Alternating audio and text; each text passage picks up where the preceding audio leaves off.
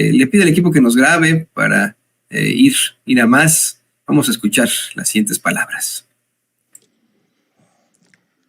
Maestra Luisa María Alcalde Luján, secretaria de Gobernación y representante del licenciado Andrés Manuel López Obrador, presidente constitucional de los Estados Unidos mexicanos. Señora diputada Marcela Guerra Castillo, presidenta de la mesa directiva de la Cámara de Diputados. Señora senadora Ana Lilia Rivera Rivera, presidenta de la mesa directiva. Mire, rápidamente le voy a contar que en lo que hace este cuate, sus presentaciones y etcétera, es nada más y nada menos que el ministro Alberto Pérez Dayán, el famoso ministro Alfredo Pérez Dayán, quien está enfrentándose ahora a la propuesta de un juicio político por ser el artífice, precisamente junto con Luis María Aguilar, de acabar con la ley a la industria, la ley de la industria eléctrica, y con esto, pues acabar con la reforma energética del presidente López Obrador. Mire qué interesante que participe en este acto. Escuchemos lo que tiene que decir este ministro. 107 años de vida. Es el resultado de un largo proceso de sedimentación social con raíces en los principios del movimiento independentista. Pondrán jueces buenos que les administren con desinterés la justicia, rezaba el manifiesto del Congreso de Chilpancingo del 6 de noviembre de 1813 y que trascendió hasta el espíritu de 1917. En el ámbito de la judicatura, la Ley Fundamental de México preserva la esencia del decreto constitucional de Apatzingán de 1814, que definió a la ley como la expresión de la voluntad general en orden a la felicidad común y que, destacadamente, contenía preceptos que enaltecían las responsabilidades de la función judicial al disponer que los integrantes del Supremo Tribunal requerían de buena reputación, patriotismo acreditado con servicios positivos y luces no vulgares para desempeñar las augustas funciones de este empleo. La ya bicentenaria Constitución de 1824 marcó el sendero republicano, federal y democrático de nuestro país. En la división de poderes fincó todo su andamiaje confiando su eficacia en la conducta respetuosa de los poderes y la separación de las funciones públicas. En palabras de Emilio Rabasa, con la Constitución de 1824, se llegó al punto más alto al que pudieran aspirar los pueblos como institución política. Estableció el reparto de la potestad pública, la organización del legislativo y el judicial como entidades fuertes y autónomas, y la independencia de los estados, limitada exclusivamente por el interés superior de la nación. La Constitución de 1857, con su espíritu liberal, apuntaló la República Federal y reconoció que los derechos del hombre son la base y el objeto de las instituciones sociales. Fue justamente Juárez quien sostuvo que, con muy justo título, ha sido esta, la Constitución de 1857, la bandera del pueblo mexicano.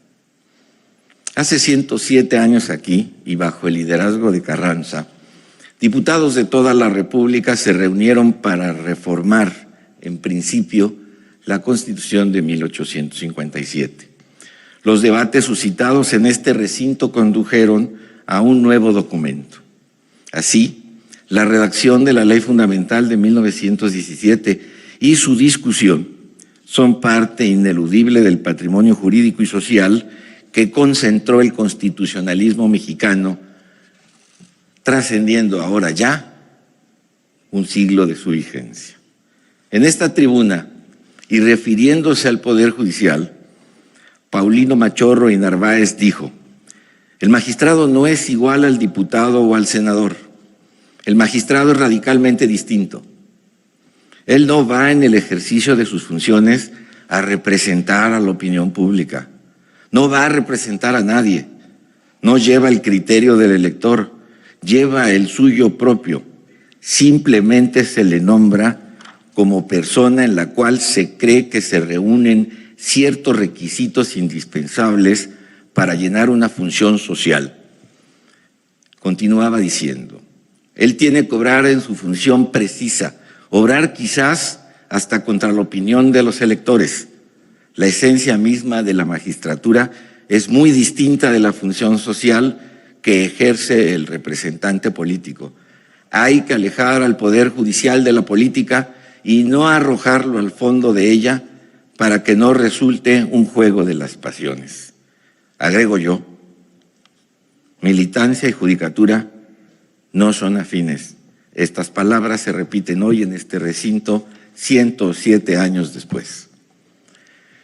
Si, como señala el jurista Miguel Godoy, el sentido de la Constitución debe ser construido y definido colectivamente entre el pueblo y las instituciones de la sociedad, es entonces donde cobran mayor importancia las palabras del primer jefe del ejército constitucionalista al Congreso Constituyente, que dijo: ahora solo nos queda la obligación de ir a la práctica de la ley suprema que acaban de sancionar aquí, llevándola en nuestras manos como la enseña que nos hará grandes, justos y respetados entre los demás pueblos de la tierra.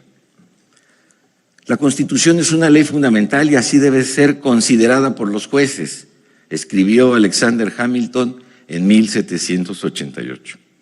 El Poder Judicial tiene perfectamente claras esas palabras y entiende que por encima de la Constitución no hay poder alguno, nada ni nadie. No permitamos que esto se olvide o se confunda.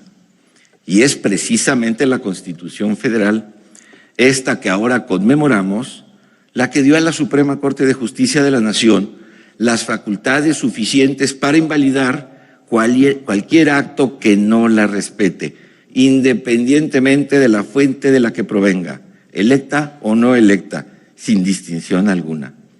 Bajo estas ideas, debemos coincidir todos considerando que los tres poderes de la Unión y sus integrantes, cualquiera que sea su origen, son democráticos al surgir precisamente del propio estamento constitucional.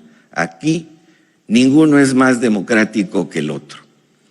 El texto supremo explica en su artículo 3 que por democracia debemos entender no solamente aquella estructura jurídica y un régimen político, sino un sistema de vida fundado en el constante mejoramiento económico, social y cultural del pueblo.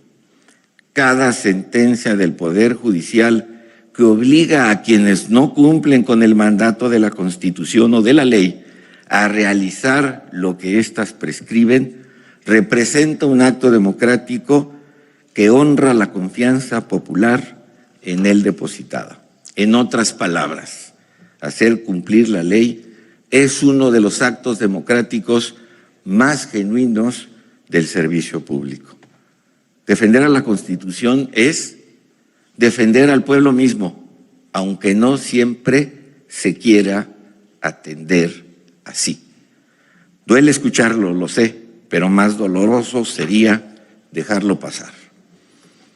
En el sistema dibujado por el constituyente reunido aquí hace más de un siglo, se entendió nítidamente que la participación ciudadana y la legitimación de las instituciones se entrelazan de manera indisoluble.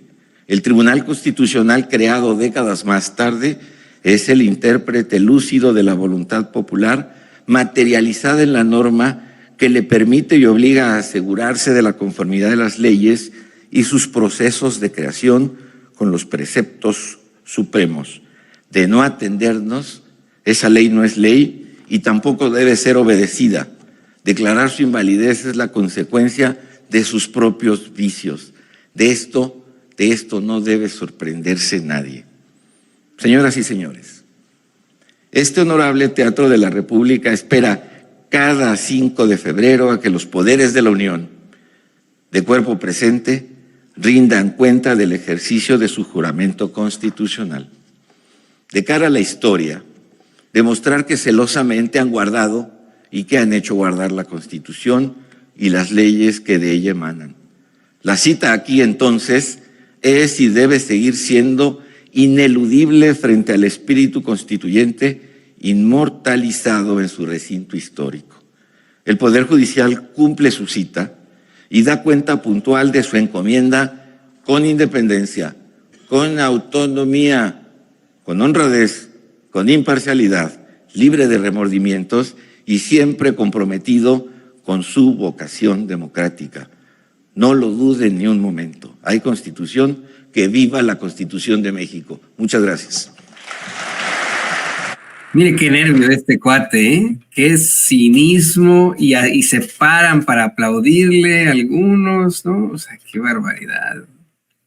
Qué nervio, qué barbaridad. Justificando sus cosas, él es el, pues, artífice, le digo, junto con Luis María Aguilar, pues, de tirar la ley de la industria eléctrica la semana pasada.